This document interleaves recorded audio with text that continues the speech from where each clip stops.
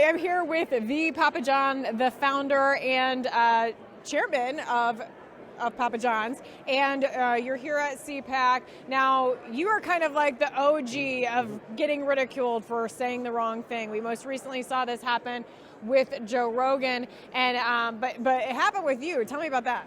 Well, the issue with me was it was 3 years ago before cancel culture was really even around. So we didn't really have a response, and we didn't have the right PR team in place. We didn't have the right lawyers in place. I had the wrong marketing people in place, the wrong board of directors.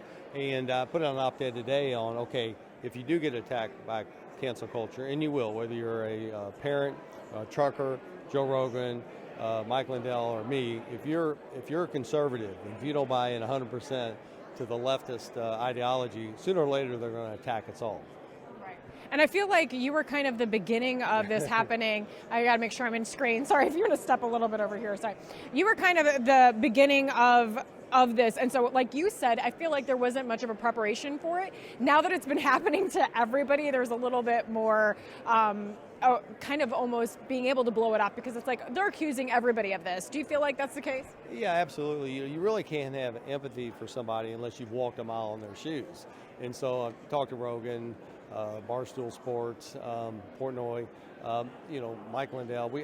I'm like, they go, this stuff's horrific. This is nasty stuff. I mean, the elite left has no regard for humanity. They hate America. They hate the American dream. So they're going to hate guys like us.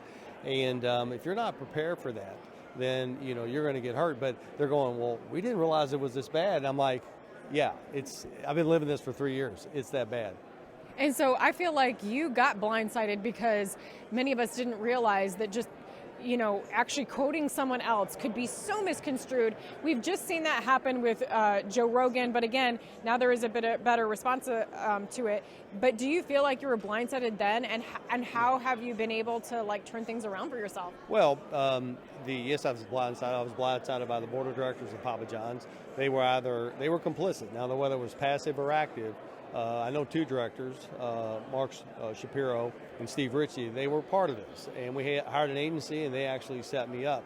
So blindsided to know that people that you love, you care, that you've made them millions of dollars, would actually take the founder out back for no reason on a false narrative and paint him as a racist is about as cruel as you can do to another human being. How do you get back? Well, you just tell the truth. When they put out a false narrative, you jump all over it. You surround yourself with great PR folks like Proactive, which I have, and you fight like hell. And you can win. You can beat these people because they're lying. Looking back, is there anything that they were able to amplify? Meaning, is there anything that you do have a regret about saying or doing, or was this just completely a false narrative from the get-go? Well, the thing that I'm really fortunate, I have a tape. They taped themselves. And if I didn't have that tape, if I didn't have that truth, it'd be you and I sitting here going, well, John, what'd you really say? Or did you really use the word? Or was it a really racial slur?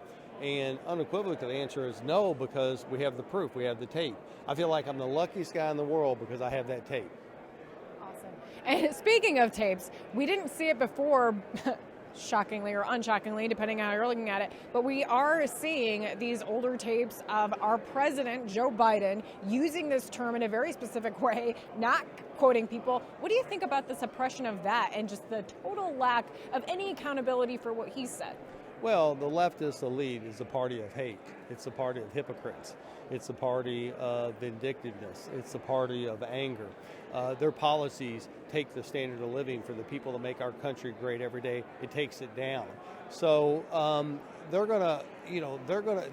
that's the MO. They set up investigation. They go back 20, 30, 40 years. They find a hiccup or a blemish, and they just attack it. And they'll throw, in my case, 34 years of building one of the best companies in the world. And this was a secretly taped thing. It was a setup. And all they need is one word. And they're all in this together. Mainstream media, academia, pharmaceutical, big ag, Soros, Gates, Fauci, the Obama administration. They're orchestrated. They know exactly this interview. Trust me, they're going to watch this interview.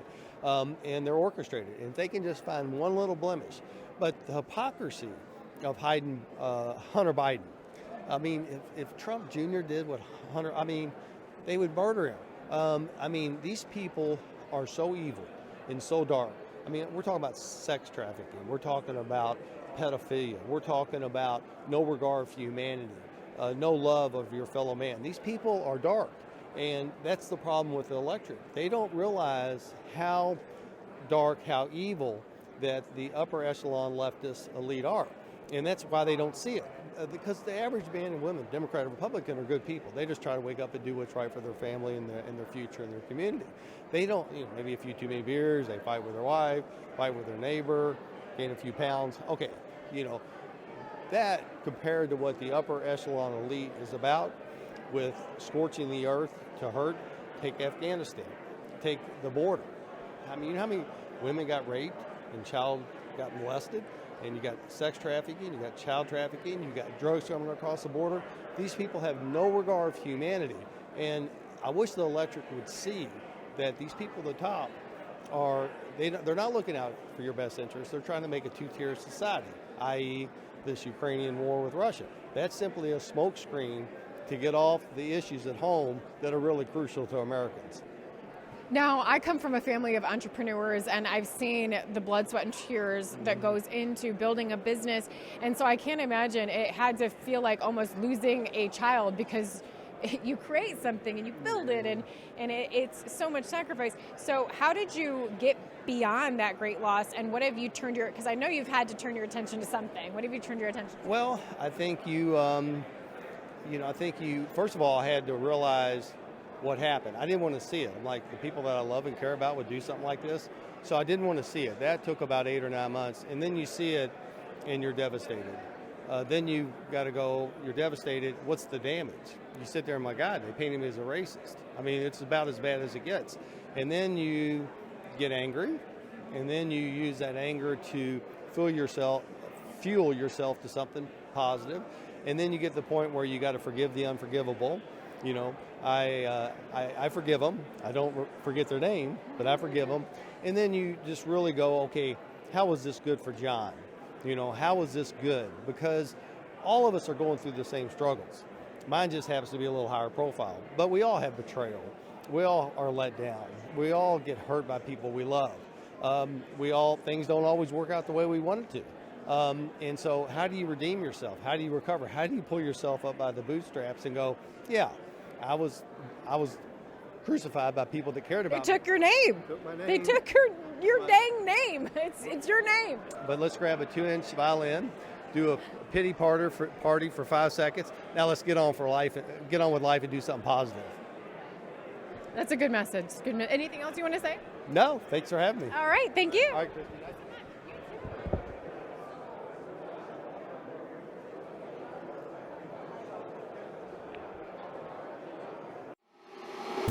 So I did it. I signed up for the Austin Marathon. I've been training, probably not as much as I should be, but thank goodness for prayer and thank goodness for InfoWarsStore.com. Before I set out on a run, I throw down some Turbo Force to give me that energy I need to get going. Besides the energy, Turbo Force, it is giving me the vitamins I need, like vitamin C to keep me healthy, and the essential B vitamins, plus the amino acids for sustained energy, giving me the best chance at getting through the training. And then every day now, I'm taking Dr. Jones Soreless. I have bad joints, thanks Mom. So this is great for giving my joints the extra support they need right now, plus inflammation support and extra flexibility. The quick release capsules help me recover fast so I can get back to the training. Even if you're not crazy enough to take on a marathon, good news, Turbo Force, that can still give you the energy and clarity you need for every day, and Soreless can keep you moving and feeling great at any age.